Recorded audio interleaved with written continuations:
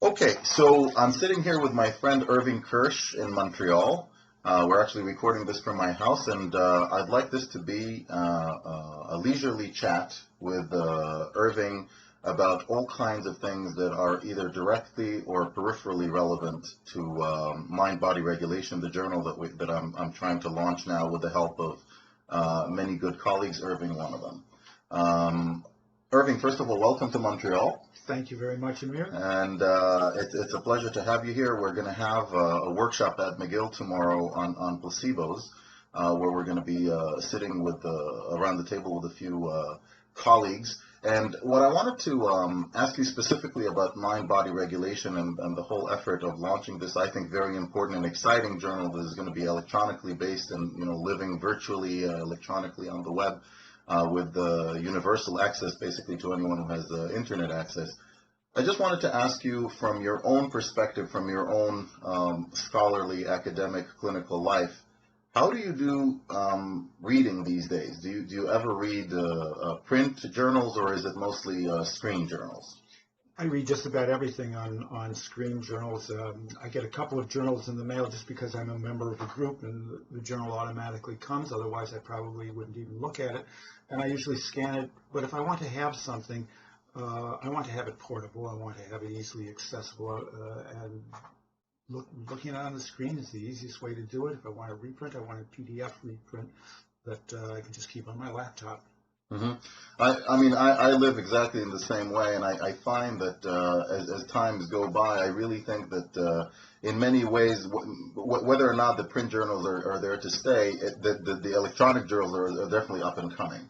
And in that regard, I'm very happy that to embark on a project that is an electronic journal that might have a much wider circulation. In addition to many other advantages, by the way, such as editorial advantages and not needing to worry about printers and circulation and stuff like that, which cuts down the cost quite a bit.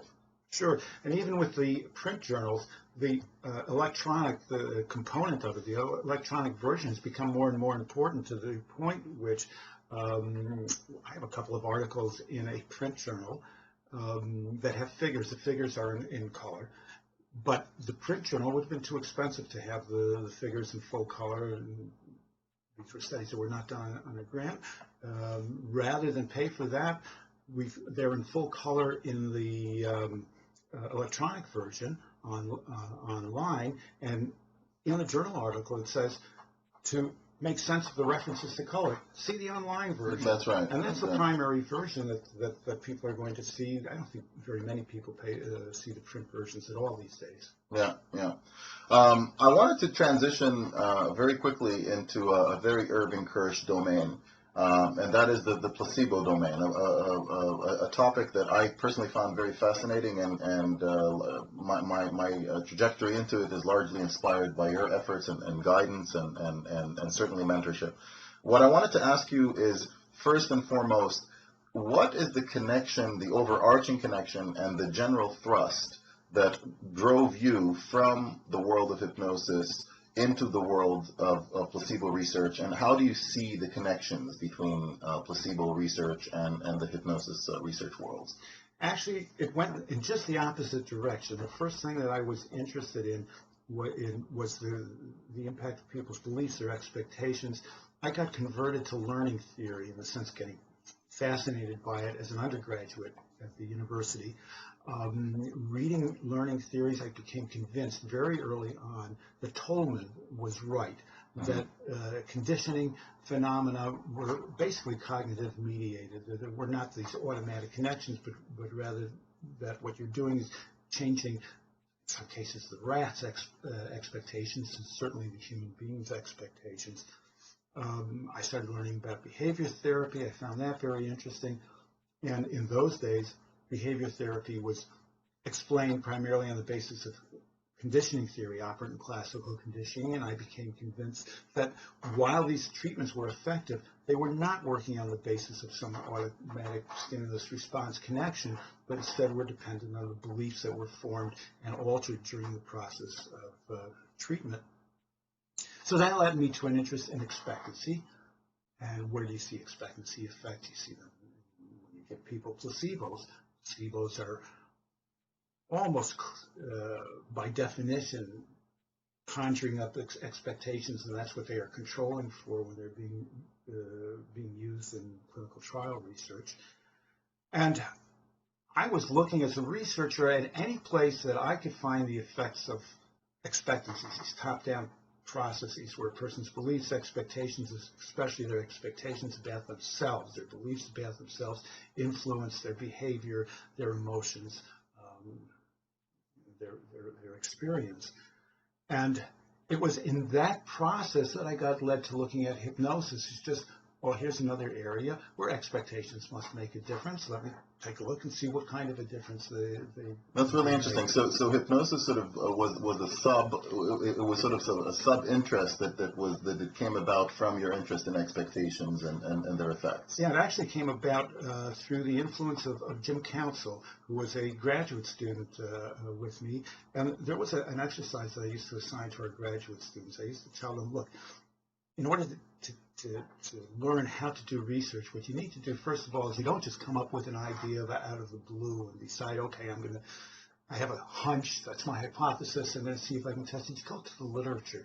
You see what paradigms, what experimental paradigms are current, what questions are being asked. You find a question that looks interesting, in which there's already a research tradition. You get absorbed in that tradition, you build on it, and you learn from that.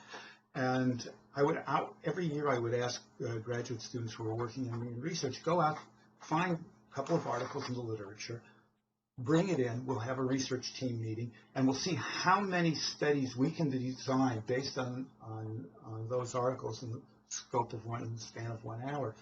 And Jim came back and he had a couple of articles on hypnosis, and we discussed it in the research team.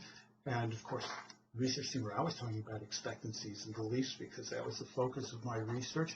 We designed a couple of studies based on the existing literature and added in some expectancy measures and expectancy manipulations in a way that wouldn't disrupt the main thing we were looking at first, so that regardless of whether expectancy played a role or not, we would have learned something interesting, at least about hypnosis.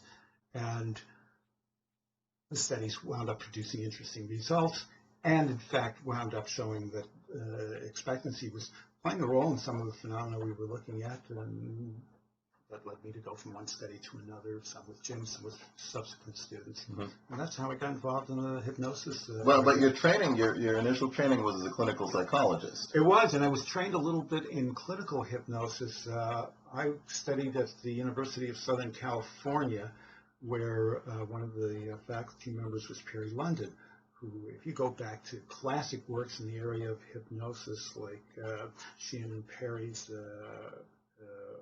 classic methodologies of hypnosis, and you'll find a whole chapter designed to Perry London's paradigm of hypnosis. And he was doing research in hypnosis, but I was not one of his research students, and I did have him as a clinical supervisor. And as a clinical supervisor, I learned about clinical hypnosis, found it interesting, useful. It was not until around 1980, working with Jim Council, that started getting interested in it from a scientific point of view, and it's another area in which I could look at these top-down processes, the effects of beliefs and expectations on your own experience and behavior. How do you, as a trained clinical psychologist, how do you view the two worlds or the two camps of clinicians and researchers who are trying to work together, trying to come together in order to study and work and apply top-down processes in order to help people, in order to understand